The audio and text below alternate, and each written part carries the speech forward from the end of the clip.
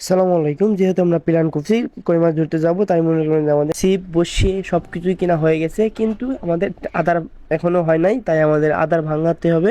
আদার হচ্ছে ঢেউয়ের বাসা কিংবা নাসার বাসা। আমাদের গ্রামের দিকে নাসার বাসা বলে থাকে, ঢেউয়ের বাসা বলে থাকে।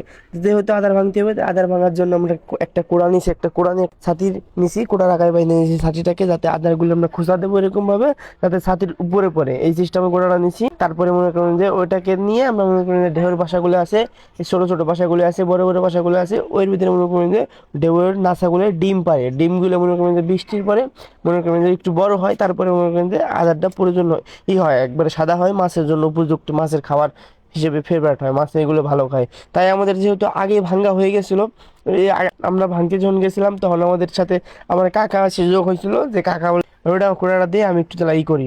তারপরে মনে করেন যে আমরা তো ভাঙছি, ভাঙার পরে মনে করেন যে কাকা আসার পরে কাকার একটু দিলাম, কাকাও একটু ভাঙলো। কাকা মাছ ধরতে পারে, সে আবার ভালো মাছ ধরতে পারে। আর আমি ততটা মাছ ভালো ধরতে পারি না, মাছ ধরতে পারে হলো রিফাত, ওই যে আমার চাচাতো ভাই, ও অনেক ভালো মাছ ধরতে পারে, ঠিক আছে। এই যে কিন্তু আমরা ঢেউয়ের বাসা ভাঙছি, কিন্তু এখানে ঢেউয়ের বাসা ভাঙার পরে আমাদের মনে করেন আবার পরিষ্কার করতে হয় এগুলো, কারণ এগুলোতে অনেক উল্লা থাকে। এই উল্লাগুলো এরকম কামড় দেয়, এত ব্যথার ব্যথা আপনাদের বলছিলাম না, এগুলো অনেক ব্যথা। কারণ উল্লাগুলো মনে করেন যে কামড় দেওয়ার সাথে সাথেই লবণ ধরে দেয়, ওদের ভিতরে লবণ জাতীয় কিছু একটা থাকে ওদের কাছে, কিংবা ওদের সাথে রাখে লবণ জাতীয় কিছু। এরপরে ওরা মনে করেন যে লবণ ঢেলে দেয়, এই লবণগুলো মনে করেন যে প্রচুর ব্যথা করে, এত ব্যথা করে। এই যে এখানে পুরোটাই ভইরে উল্লা আর উল্লা। এখন এইগুলো মনে করেন যে হাত দিয়ে ধরে উড়াইতেছি, কিন্তু অনেক কামড়াইতেছে। হাত দিয়ে ধরে অনেক উড়াইতেছি আর কামড়াইতেছে, ওরা ধরার সাথে সাথে কামড় মেরে দেয়। তাও মনে করেন যে আমরা আদার ভাঙতে ভাঙতে প্রায় অনেকগুলো আদায় ভেঙে ফেলাইছি। এই উল্লাগুলো মনে করেন যে এত বিষের বিষ, কি কইতাম ভাই। কিন্তু এইগুলো ডিম অনেক কার্যকর, বাইরে ভাই।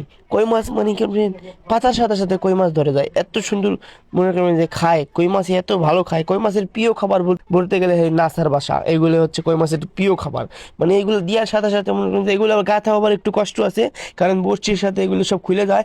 আমার মাথায় উঠে গেছে ঢেউয়ের বাসা, উল্লাগুলো মনে করেন যে যেখানে সেখানে কামড়ায়, সব জায়গায় কামড়ায়। মনে করেন যে পুরো গতর পর্যন্ত উল্লা কামড়ায় যদি এগুলো ভাঙতে যায় কেউ।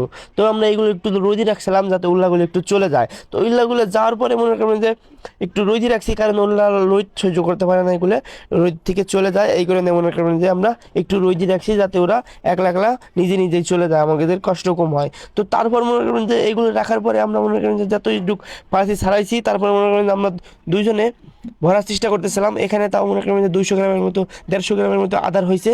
আর এইগুলোর দাম অনেক বেশি, এইগুলো তাও কিনতেও পাওয়া যায় না। এইগুলো মনে করেন যে আমাদের গ্রামে অনেক মানুষ আসে ভাঙতে, তারপরে মনে করেন যে এগুলো বিক্রি করে মনে করেন যে 1200 টাকা 1300 টাকা করে কেজি।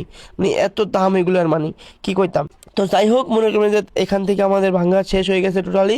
এখন আমরা ব্যাগে ভরবো। এই ব্যাগে ভরতে মনে করেন যে এত কামড় দেবে, এই কামড়গুলো সহ্য করা লাগবে। তো যাই হোক, সকলে আজকের মতো ভালো থাকবেন আর আমাদের জন্য দোয়া করবেন।